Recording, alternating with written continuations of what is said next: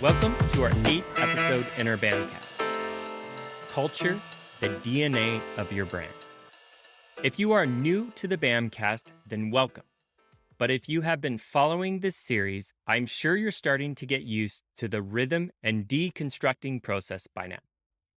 It's amazing how many words we use in the business and branding world that we've never actually given much thought to before. They've just become buzzwords that get thrown around to sound knowledgeable without any consideration for what they really mean and whether we are using them properly. For example, this month, we are starting to target our thinking around the impact of brand culture, specifically your brand culture. Go figure. Culture is one of those words we use without really thinking about what it really means. Before we deconstruct what brand culture is, let me give you a brief introduction to our BAMcast. BAMcast is a monthly podcast dedicated to aligning your brand, audience, and message. All resources, support, and topics will be organized around brand alignment to give you the confidence and clarity about the right path for your brand's vision. I am Joel Kelly, co-founder of BAMalign, BAM Academy, and the BAM Fam. I strongly believe in the philosophy of give someone a fish, they will eat for a day. Teach someone to fish, and they'll eat for a lifetime. I've spent 20 plus years transforming brands and educating business owners on how to excel and align their message in the marketplace. I want to teach you the lessons I've learned from my successes and failures and share the wisdom I've gained along the way. I didn't follow my passion, I followed the opportunity which led to my passion. If you want to build a legacy and live a life you've always dreamed of, but just need a little guidance to get there, I'm here to help. This month's topic is culture, the DNA of your brand. We'll be discussing 3 things during this podcast. Number 1, what is the definition of culture and what impact does it have on our brand? Number 2, the ways in which brand culture is misunderstood. Number 3, how to create an aligned and unique culture that is right for your brand.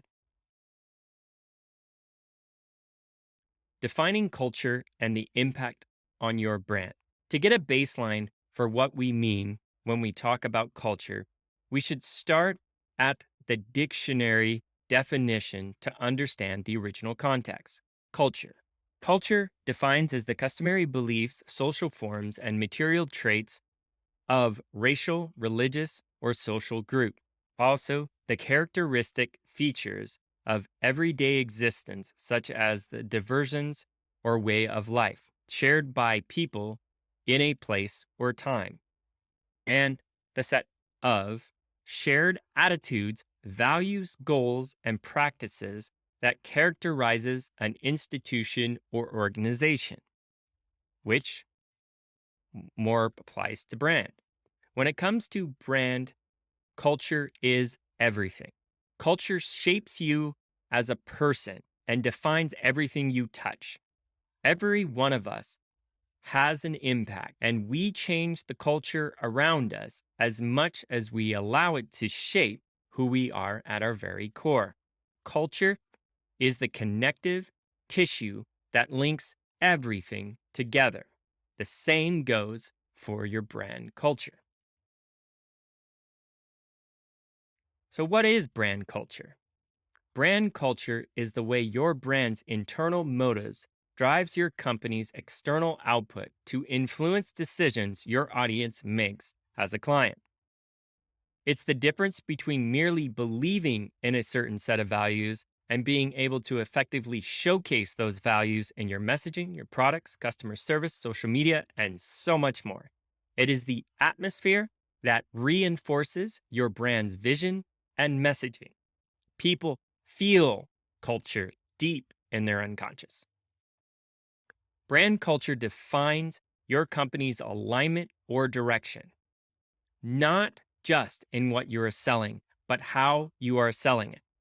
Without a cohesive culture, you risk launching something your audience will find weird or off-putting. You may end up hiring the wrong people to work your front desk or back warehouse. You may even end up working with or for clients who are more trouble than they're worth. Going deeper, the culture behind your brand is the greatest differentiator between you and your competition. Thousands of companies worldwide sell hamburgers, but no two do it in the same way. The ones you hear about all the time are the ones that have a strong brand culture. If you are in the USA, you will know that Chick-fil-A is closed on Sunday, and their assembly line process for moving you quickly through the drive-thru is friendly and effective. You may not agree why they are closed on Sunday, but it's a part of their culture. As we look at these results or fruit of these efforts, we can see that they have done very well for themselves in an established market. As you can see, a simple change in the normal expectation of business hours was enough to disrupt and differentiate themselves from their competition like Burger King, McDonald's, Wendy's, and pretty much anyone in the fast food industry. Culture informs everything from the advertising to the packaging, from how you order to the uniforms the employees wear, from how the cooks are trained to the kind of customers they attract or special ingredients in the sauce. All of this is defined and reinforced by brand culture. So, how has brand culture been misunderstood? Like so many things, the idea of culture gets lost in the madness of buzzwords that surround every industry. Your brand culture isn't your list of employee perks or your Friday night office parties. Those might be part of your company culture, but the brand culture, when done right, is what drives every intrinsic element of your brand. Otherwise, things can go off the rails pretty quickly. Let's examine places like WeWork and Google, both companies that were famous for implementing co-working spaces. Unfortunately, these co-working spaces and innovative perks weren't actually enough for those companies to make big enough difference in their productivity of the workers. In the beginning, these companies gained a lot of attention for their fun and inventive workplaces, and many other companies followed suit, getting attention and praise for their creative job perks, but time told a different story. Even though it was what the workers said they wanted, it cost lots of money, and most of these perks ended up fading away into oblivion. In fact, some of the co-working spaces, it created distractions from getting the work done, and some say contributed to the entitlement in the workplace. WeWork had an impressive vision, and some blamed the failure of the original CEO's handlings on the finances. But I think the truth started to make itself known, and it was not what was needed and missed the whole point of incubating a co-working culture. On a side note, years ago, I heard a presentation on Google's open and close work schedule and how this way of work led to the expansive growth of Google's technology and service offerings. Since it followed the Pareto principle, it resonated with me, but I have not had anyone confirm the validity of this from the Google executives themselves. I would highly recommend you look into the open and close theory. It's quite fascinating, and there is more than what I've stated here.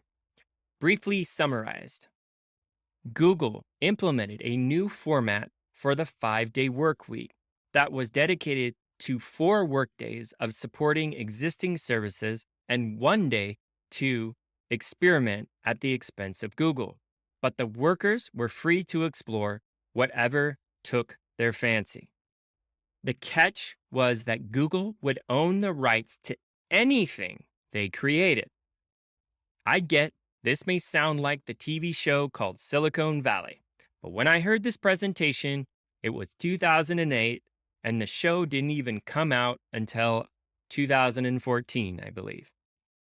That being said, and back to what happened and applying to the open and close principle gave the Google workers a deep sense of purpose and resonated at the core of who they were. This was genius, in my opinion, but as you can see, this genius wasn't the results of any perks. Having a well defined brand culture doesn't necessarily mean you are a fun and quirky or putting out trendy content. Rather, it means there is consistency between who you are at the core and how you engage with your audience. An authentic brand culture doesn't necessarily mean you are creating messaging that works for the mainstream. It might mean you have haters and people who want to see you fail, and that probably means you're doing something right. Brand culture speaks to people who need to hear it the most, and in the end, your audience will thank you for it. Likewise, without an authentic brand culture, your audience might not know how to engage with you. Culture is the fiber that keeps the essence and substance of your brand together.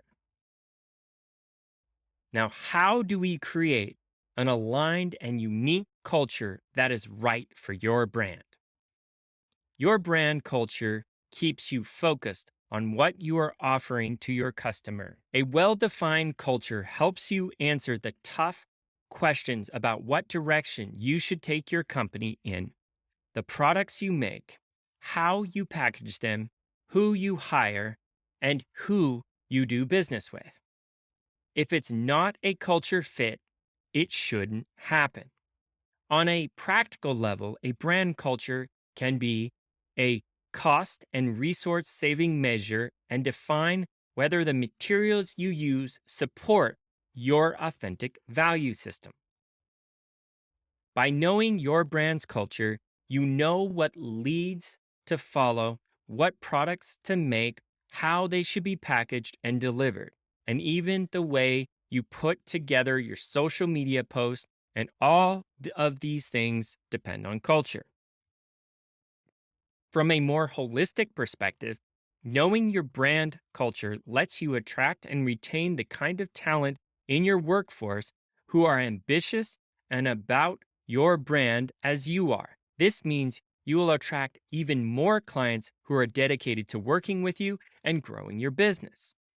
Brand culture isn't built in an afternoon, but you start growing it the day you first establish your brand. You also need to know that it can be tough to build out a brand culture, as you have to keep it at the good times and the bad. When we work with brands, either establishing new ones or overhauling ones that have already existed, we start with the same question. Who is your brand for, and what does that audience look like? Without thinking about revenue, think about why you are in the business you are and who do you want to attract. There is a reason you set out to create your own company, launch your own products, and approach the market in your specific, unique manner. But understanding the right audience for your brand is key to the success. What is that reason?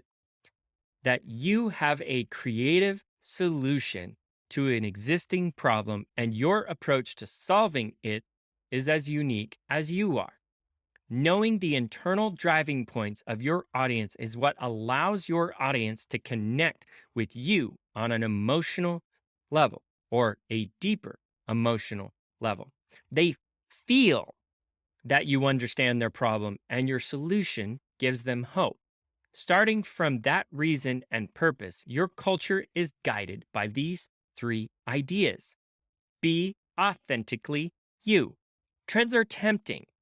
When a certain filter or song goes viral on social media, a wave of FOMO, fear of missing out, settles in, and you feel like you have to act or take advantage of all this exposure.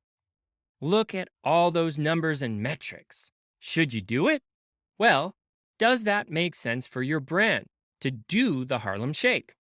Or would your audience shake their head in disbelief that you just jumped on another irrelevant trend? Your brand culture is what keeps you in your aligned range. Stay in your lane. Anyone can follow the crowds like lemmings off a cliff. Your brand is built to be different. Be authentically you, and you will stand apart from the rest. Consistency with your verbal, nonverbal messaging. A major part of the Big BAM process is the alignment of your vision and messaging. From how often you communicate with your audience to the type of language you should use to convey your message, consistency is everything. The same goes for the colors, image styles, and how often you update your product, services, and so on. In the life of your brand culture, consistency goes beyond just establishing a routine. It gives your audiences something to follow and the chance to let them go deep into what your brand is all about. So many brands nowadays go for width versus depth. You can advertise to millions of people, but the people who connect with your brand culture are the ones who will want to go deep. Consistency is the shovel they use to get there. All you need to do is give them the space to dig or a foundation to build off of. Be human. A brand culture needs an avenue of connection, a way to link what you are doing on the inside to how you want to be received and used by your aligned audience on the outside. Furthermore, how you make the connection needs to make sense in the grander scheme of your brand culture. From the social channels you use to convey your message to how your product is delivered, your connection is the consistent, natural, and intrinsic way your audience finds you. Do you host in person events, online seminars, one on one coaching? Is your product best delivered via surprise drop or a slow burn pre release? One brand will differ from the next, and your brand culture will define what these connections need feel like. Your culture creates an atmosphere to attract the right audience to your brand. It's felt deep at the core of the unconscious design. It cannot be faked or masked long term. True intentions will always bleed through. So, be authentic, just be you, and don't try to copy someone else's success path. Be consistent with your nonverbal and verbal communications. Be human. Genuine connection resonates deeply with us humans. It's both chaos and order. Still feeling a bit out of alignment about your brand culture? As I said, it's not easy. The best thing you can do is to start developing your brand culture today and watch as it grows and makes changes in the landscape of your industry. With the Big BAM process, we help you define the foundational elements of your brand so that the culture has something to grow from. The better the foundation, the stronger and more unique the growth. However, a free place to start is our archetype alignment quiz that will help you determine your archetypal mix, which influences your unconscious design, where your culture stems from. All of this could start today. Are you up for it? That concludes this month's BAMcast. If you would like to be a guest on the podcast, you can email clarity@bamalign.com with subject line, I would like to be a guest on your BAMcast. I strongly recommend that you start by understanding your brand archetypal mix, and we have a free quiz. Link will be in the description. You can also join our BAMFam community dedicated to aligning your brand. We have free alignment resources as well. Link will also be in the description. Finally, if you found yourself in need of guidance with your brand alignment, we have our BAM Academy. and frameworks to help you with that. I would start with the Big BAM process. This is our brand strategy framework I have led thousands of clients through, and we have a self-guided option as well. Thanks again for listening, and hope you can understand the importance of creating a brand culture that resonates with your right audience.